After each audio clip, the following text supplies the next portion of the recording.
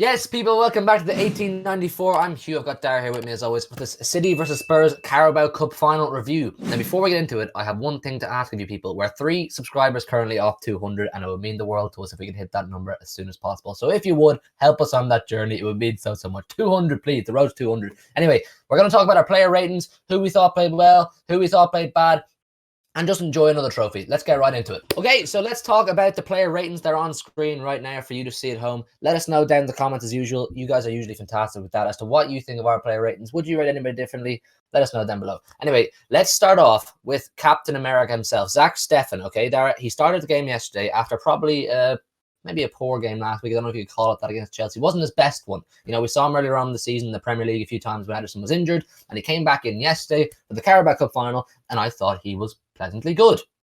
Joe made this lovely graphic you'll see on screen now. He's very proud of it. Captain America is what we're calling him. We gave him an 8 for this game. What did you think of him? I mean, it's a perfect comeback game from, he doesn't have much to do, but when he has to do it, he's called upon. I think there was a kind of a snapshot outside the box. He got down well to him. That was all he had to do. He was great. I thought when he had to do something, he was good. But again, it's only Spurs really, isn't it? Spurs really is it's nice in hindsight. It's nice in hindsight to be able to say that it's only Spurs, but it wasn't. If you watched the game yourself, you would know it wasn't an easy watch at times. But anyway, we'll move into our back four. I think all 4 of these players played really, really big parts in this game. All of them did, honestly. Cancelo started left back position. Zinchenko missed out on this occasion, and I was a bit apprehensive about that because I feel Cancelo was a bit poor in recent weeks, maybe in the last 3-4 weeks, whenever he has played. Didn't look himself. But listen, back in the left-back position yesterday, inverting once again, and I thought he was really good. We gave him an 8. I thought he was doing what he did well throughout the rest of the season, which was passing, creativity, linking up play. It looked like the fluid, free-flowing, good football City that we've seen and we know from all season. So talk to me about Cancelo. What did you think? I mean, it's as clear as day now. The only time he can perform to the highest standard he can do is out on that left flank or right flank and drift it inside. It's made for him. It's literally the system was fitted around him to play to his strengths, and we've stopped playing it lately. We must stop playing for about 3 weeks, and we finally we finally come back to it. And he was standout yesterday. I said it during the match. He's my man of the match. He's not, obviously in hindsight he's not, but when we were watching the game, I think I said it to you. He's my man of the match.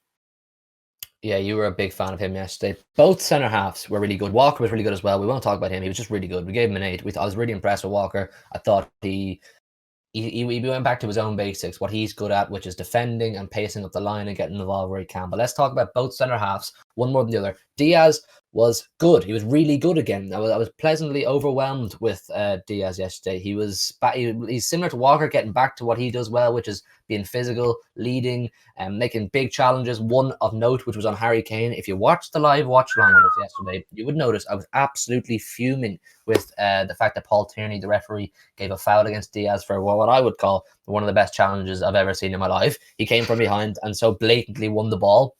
I was fuming because it was a brilliant challenge and you have to be rewarded for those kind of tackles. I know some will say, oh, but he made contact with Kane. The main contact's with the ball. He won the ball and he gets up and he says, look, the ball's rolling away because I touched it. I thought it was fantastic from Diaz and I thought he shouldn't have been penalised for that. But let's move on to Laporte, right? We'll talk about him now because he is our man of the match. That's why you'll see a star beside his name. We gave him a 10. He got the winning goal. I thought overall it was a really good, commanding performance. He showed some leadership qualities. He was actually involved in a fair bit of attacking as well. And when we needed him the most, he did pull through with that goal on something like the 82nd minute.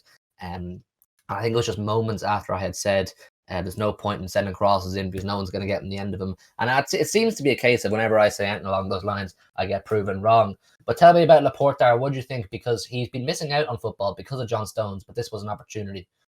See, this is a perfect opportunity for him. I think we said it about 10 times out. We said it during the Villa stream. With Stones out, this is Laporte's opportunity to win and capitalise on John Stones being out.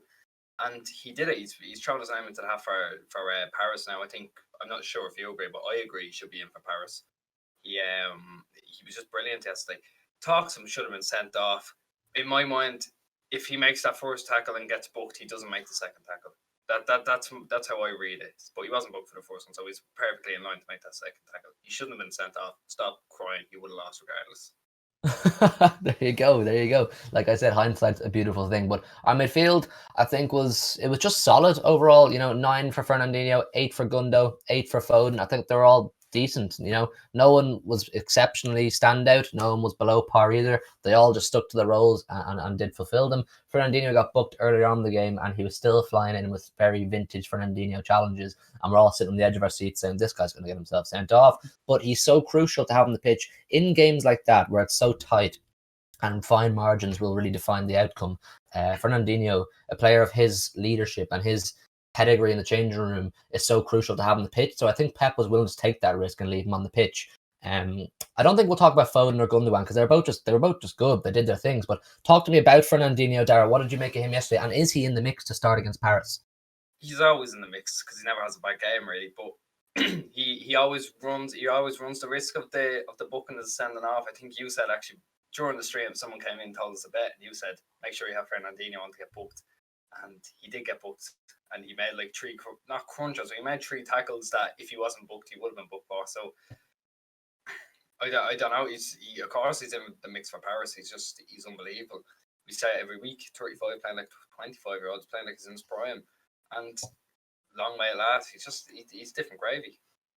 He's a beast. He's a beast, Fernandinho. But like I said, Foden and Gundogan, we gave them both 8s. I can't really say much more. They're both just good. Sterling on the left, De Bruyne playing as a false 9, and Mahrez on the right. All of which had different types of games to each other, right? I know that sounds weird, but they contributed differently. Sterling was, how do I say, fairly crap last week against Chelsea. I'm trying to be as nice as possible, but he was really bad, and I was a bit apprehensive once again about him starting this game today. But we know from history he does love a game in Wembley, Sterling. He grew up around the corner from Wembley, so it means a lot to him every time he plays there. So Pep showed faith in him, put him out there, and yes, he wasn't world-beating Sterling that we've seen in the past yesterday, but let's not play him down. He was decent. He was contributing more. He looked like he was trying to make things happen. He was hungry. He was showing intensity. And it's there, and it's only a matter of time. I said this last week, even just after he played bad against Chelsea. I said this just after it, that it's only time before he does find confidence again. And he's the kind of player that we mentioned, you do have to play back into form. He's not the player that if you drop him for a few weeks, he will find form. You need to keep playing Sterling until he finds a moment of magic where he feels he can, springboard off that. But let's talk about Kevin De Bruyne, Dara, right? There was talk of him not playing in the cup final yesterday against Tottenham because he picked up an injury last week against Chelsea. Miracles do happen. He did not receive ligament damage against Chelsea, and he was available to play yesterday. He started the game. When the lineup came out, both of us said this is the best possible lineup we could have. Obviously, with the exception of Stefan, you put Edison in there. I think it's the best 11 we can have. So De Bruyne started. I was a bit nervous that he'd pick up another injury or re-damage the injury he received last week. But he was good. I think there's one little flaw I have with De Bruyne, and maybe you can pick up on this point, is his crossing and his corners. His overall contribution to the game is unrivaled. His passing, his vision, his leadership even, all these things are amazing. But I don't know, does anyone else in the comments want to say anything on this? I feel his crossing has been really poor. And I hate saying that because he's such a fantastic player. And it's even when he's having poor crossing games, like he has done recently in a few games, he's still one of the best players in the pitch. Talk to me about De Bruyne, Dara. You see, it's a weird thing because his crossing is poor, but at the same time, when he does make a good one, who's that to aim for? Evidently, Laporte. But when we're in open play, who's that to aim for? We don't play with a striker. When we do, Jesus is 5'9". I think Aguero's 5'7". Something like that. Yeah, something like that. And so even when we have strikers on the pitch, we're not. No one's going to score off cross because the front line is so small. That's only fair enough. But the quality of the crossing itself hasn't been great. It's always either beating the first man or completely missing every man. And it's unfortunate, but I think it makes up by everywhere else and everything else he does on the pitch. So I'm happy for one little flaw. At least it's not 3 or 4 flaws like we game breaking. I think the biggest success of yesterday is, yes, it's nice to win the Carabao Cup for the 4th time in a row, the real quadruple, by the way. It's always nice. It's nice to win a trophy, but I think the biggest success is that no one got injured, okay? We're playing PSG on Wednesday. Let's not beat around the bush, lads and lasses. We're playing a Champions League semi-final on Wednesday, okay?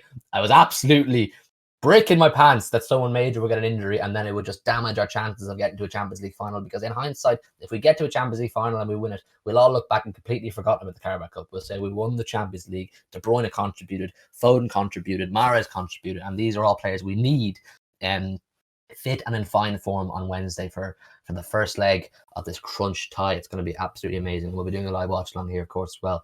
Now, Mahrez, he was the broadcaster's man of the match yesterday. Sky Sports gave man of the match, and he was exceptional. He was he was one of two players we gave a 10 to, himself and Laporte, and he was really, really good. But we wanted to be a little bit alt, a little bit different, give to Laporte. But Mahrez, Dara, tell me about Mahrez. What do you make of him yesterday and recently? I think he's had a few very good performances now. See, I know I'm not alone on this, but I gave him shit. I've given him shit for 2 years now, right? Since that penalty miss against Liverpool. And now there's been glimpses of him proving me wrong in those 2 years, but now he's a different player now. I think the start of the change was West Brom. I remember he put in a really, really good performance at West Brom away, and he's just been consistent ever since. And I think I think it comes down to the team around them as well. They realize we can't just double team Mahrez and he's going to quit inside. We have to make sure everyone else is as dangerous. We have to make sure we can neutralize them, so they can't keep double teaming Mahrez, which gives him the freedom to be able to cut in and shoot, which is why we've seen a big upturn in his goals lately. And just as overall play as well, I know we got a couple of shots off yesterday, which is huge contrast to when we played Tottenham at home, when he just kept trying to do it and kept kicking it into the first man because they haven't doubled. It's the team around him, but he's using that team around him he's playing to his own strengths, and he's been outstanding lately. The narrative being pushed, I noticed on social media, following the game yesterday, following a really good performance from Mahrez, was he does look more like the player that we bought from Leicester. And I think that's a fair analysis because he was phenomenal with Leicester, probably the best player in the league that season. They won the Premier League himself, already absolutely exceptional. And he really does. He's looking like he's enjoying life again. He's looking like he's really enjoying being on the pitch. He's making things happen.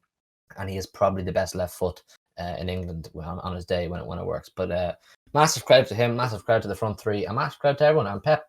Anyway, let's get into the summary. Okay, so there you have it. We've completed the real quadruple. We love that as City fans, the word quadruple, and we finally got it. A Carabao Cup quadruple, 4 of them in a row. That's an amazing achievement. I mean, whatever you think about this competition, whether it's a Mickey Mouse tin pot tournament, whatever you want to say, the fact of the matter is we've won 4 in a row, and that takes some doing in a country with so many top teams. To put into perspective for you, the last time a team knocked us out of the Carabao Cup, Barack Obama was the president of the United States of America. That is that's interesting, I think. But all credit to Pep, all credit to the players, and I'm so thankful there was no injuries yesterday. Going into this massive tie against PSG, we're going to record a preview now for the PSG game. We'll be doing a live watch along as well on the channel here. If you fancy coming in on Wednesday to talk to us during that, and we'll also be doing a live watch along on Tuesday for the other semi-final for Chelsea Real Madrid, where we might get a glimpse of who we could potentially be playing in a Champions League final. With luck on our side. So do leave a like on the video if you enjoyed it. The support's been fantastic. Once again, I know we keep pushing this because it means a lot to us. We're so close to 200 subscribers, 3 away as it stands. If you would find the time to just hit subscribe and show some support, it would mean the world. Also, the Discord link is down below. If you want to get your name on screen below Dara there, you're more than welcome to do so. Thanks again for watching, and we will see you for Chelsea Real Madrid. Peace.